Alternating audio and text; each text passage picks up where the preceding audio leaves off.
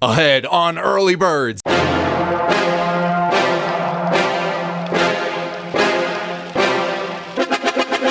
MPJ versus the MVP. Touchdown, Drake London. We'll get you ready for a huge game on Monday Night Football and sit down one-on-one with QB1. Plus, Georgia heads to the Plains for a tough test tonight. We've got a preview.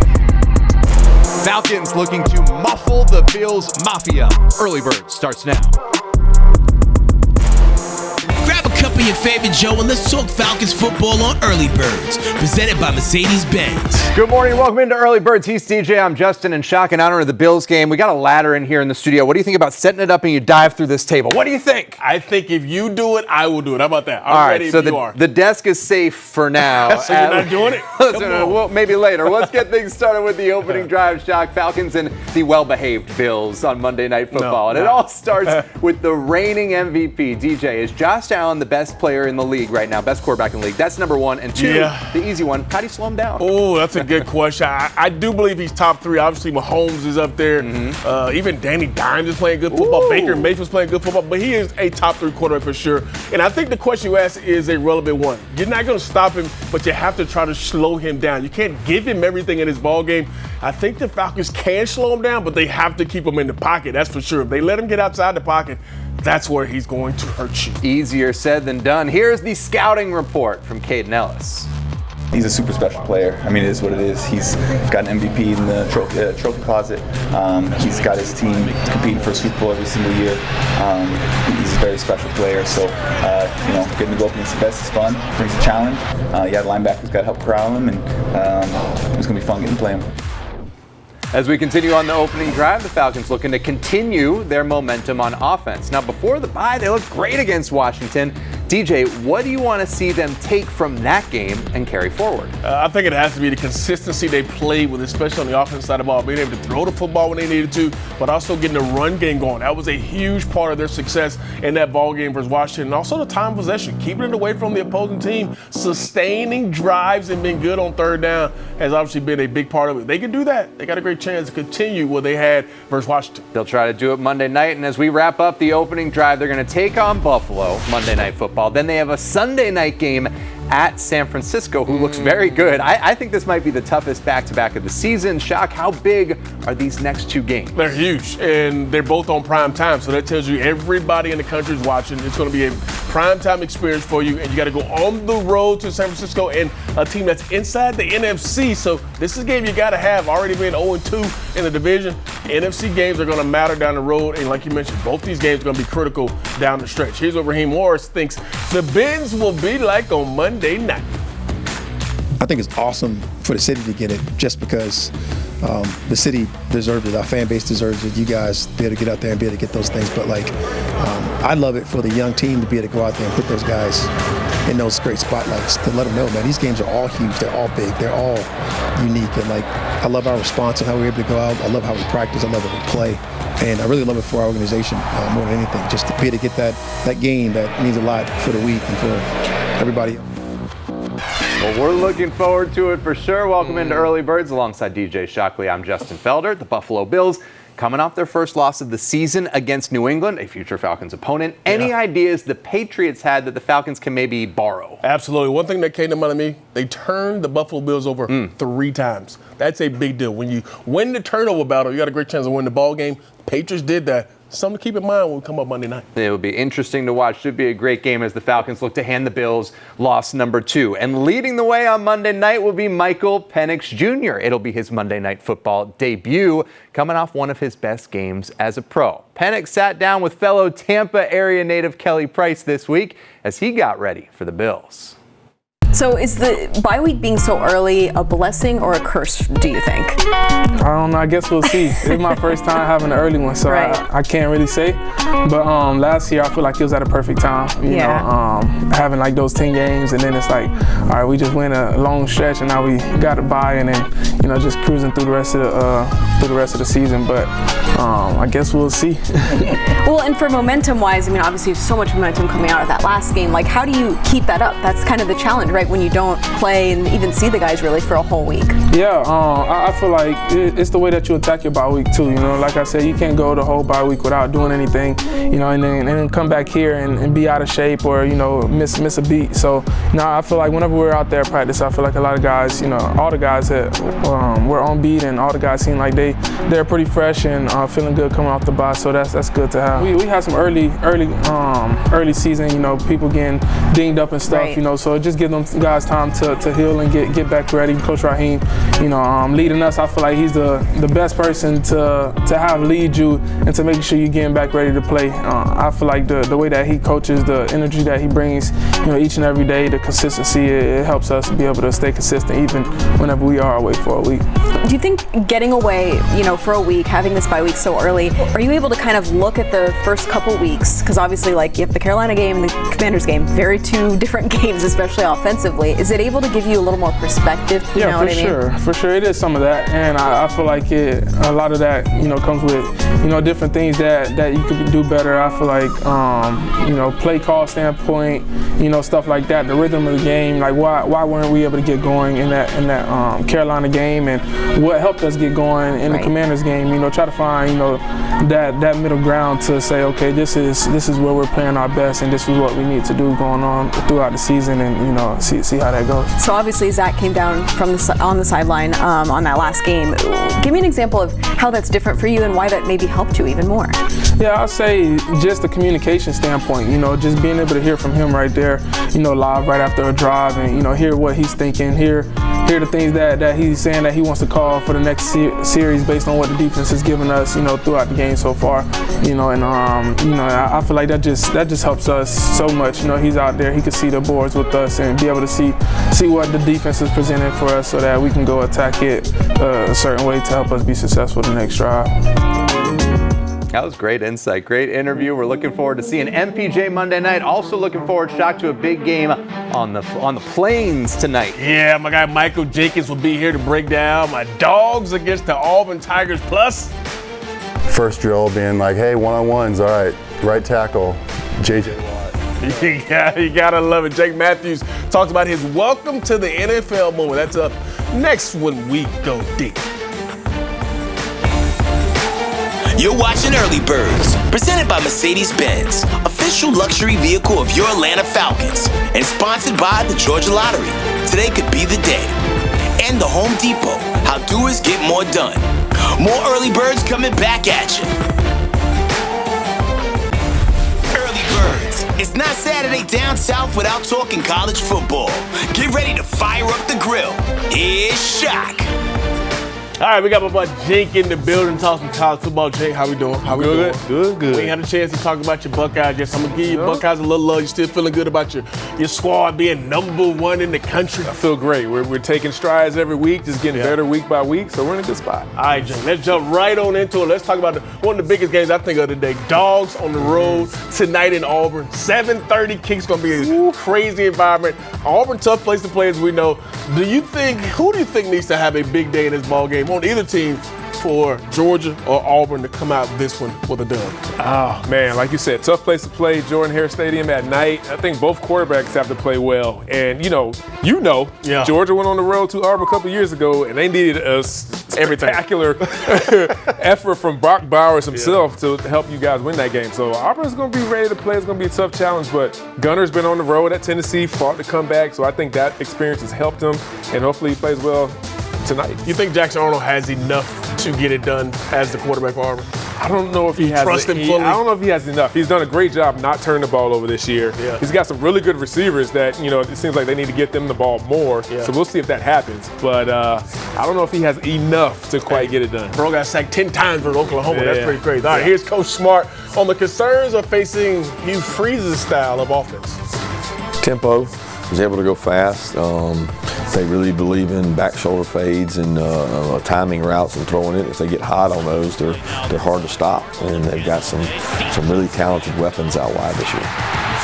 Speaking of talented players, there's a certain style that brings me to our next game, which is, I know you can't say it, we talked about it, I'll say it, and we'll see if you can say it in a minute. Michigan taking on USC, and the Wolverines have a dynamic running back. You know this guy, Jay. Oh, yeah. In Justice Haynes. Oh, yeah. And Haynes is our made in Georgia player. Before he was shining at Alabama And now Michigan, he was one of the top backs out of the country playing at Blessed Trinity and Beaufort High School. Justin rushed for nearly 6,000 rush yards and 72 touchdowns. Currently third in the country right now with 654 yards and 8 touchdowns. Jake, is Justice Haynes the key to Michigan's success against USC, or do you feel USC has something that can give him a little upset? I don't know if anybody's stopping Haynes right now. I mean, I've seen this kid since he was at Beaufort. I mean, he's spectacular, and he's getting the rock. He's had over 100 yards in every single game.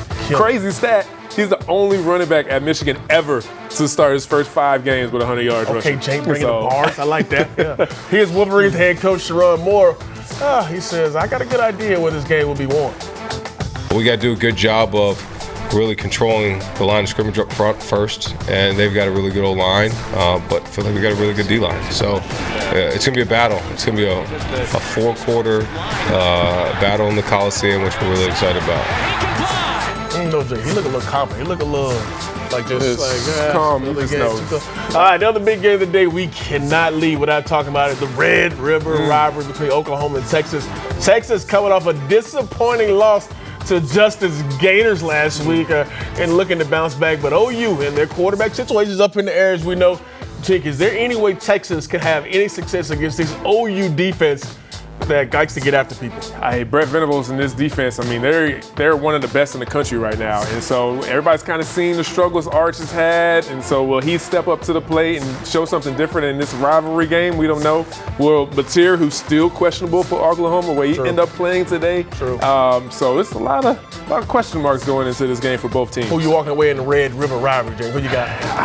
I think Oklahoma gets it done. Yeah. I mean, I know Arch could have a big game and change that. You know, they're actually favored to win this game, so we'll see. That'll be an interesting one. Here's Texas head coach Steve Sarkisian on the emotions of this rivalry game.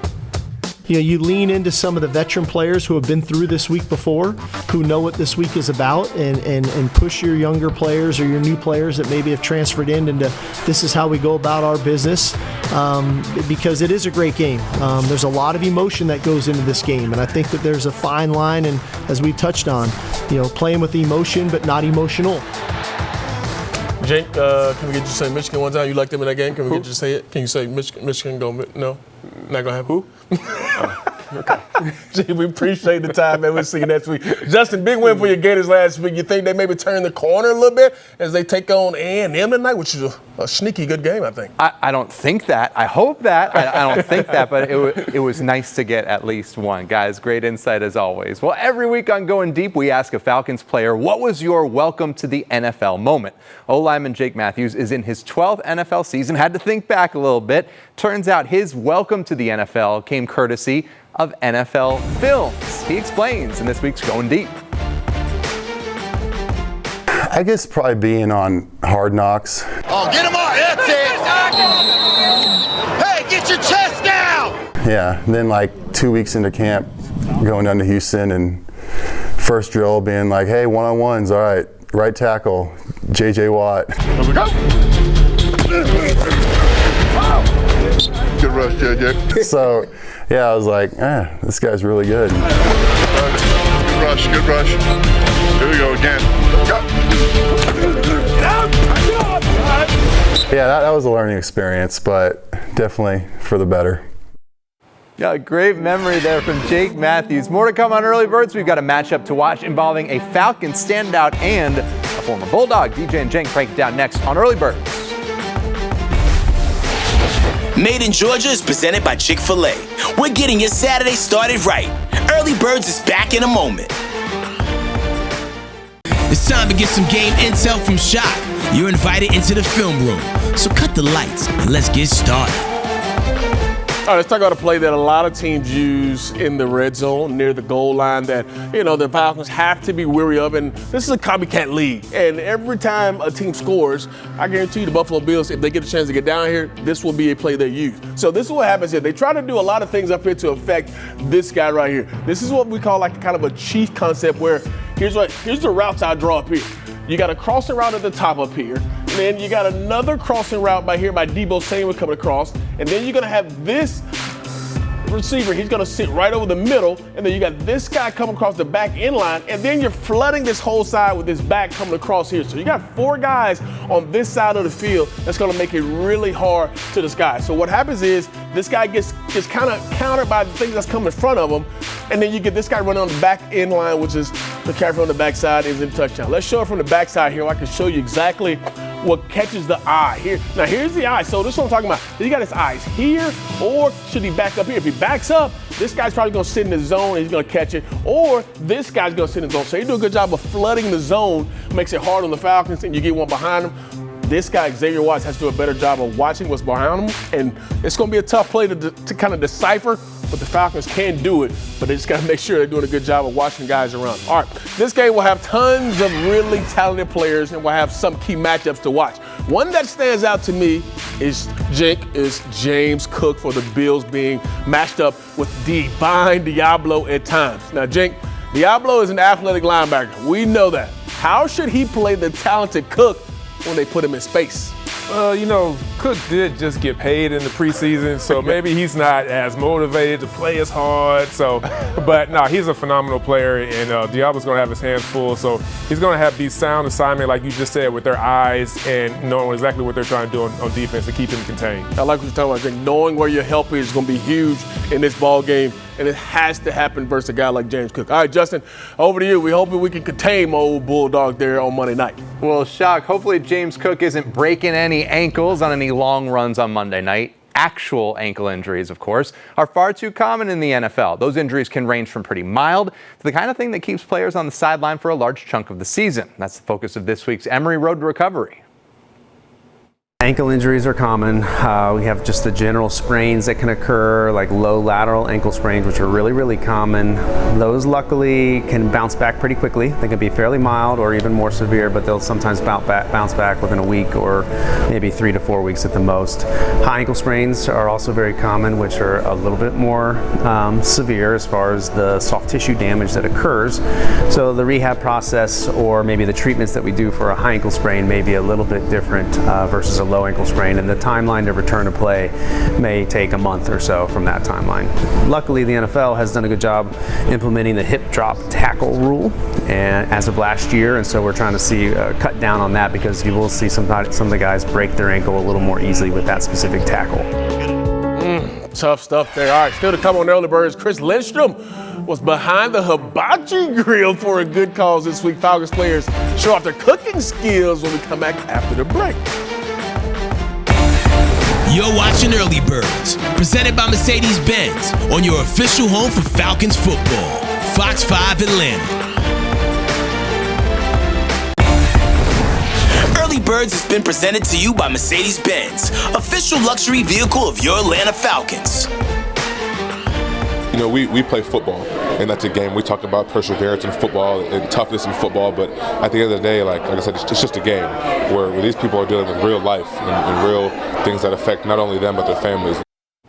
This was so cool, Shock. The Falcons traded their helmets and gloves for chef's hats and spatulas. Players and a few former players cooked hibachi. That's pretty good. Yeah, it is. That was pretty good right there for 10 breast cancer survivors. It's called Dazzle and Dine. This was Tuesday in Duluth, and this is such a great event they do. It is, and it kind of shows the human side of these guys. Obviously, we see it with the helmets on, and they're making all these big spectacular plays. But this is cool for them to highlight people who are, going through a lot tougher things in life, and to take this away, to have some smiles and laughters is always good. Love seeing that. The women also treated to a full spa day and shopping at that Dazzle and Dine event. Make sure to join us Monday night, special time, midnight. DJ Jank and Kelly Price Dirty Bird Report wrapping up the Falcons-Bills game. And if you're at the game in person, all the fans will be getting these flags. It says 60 for the anniversary of the Falcons here. You want to do? Who are we going to be waving the flag in honor of Monday night against the Bills? Ooh, how about Kyle Pitts having a big night? Ooh. I like Kyle Pitts having a big night, going for 100 in this ball game. Got in the end zone. Now he gets 100. DJ will be waving the flag. We hope you wave the flag with us next Saturday morning as well. That's it for us here on Early Birds. For DJ Shockley, I'm Justin Felder. Have a good morning. Thank you for joining us, and have a great rest of your weekend.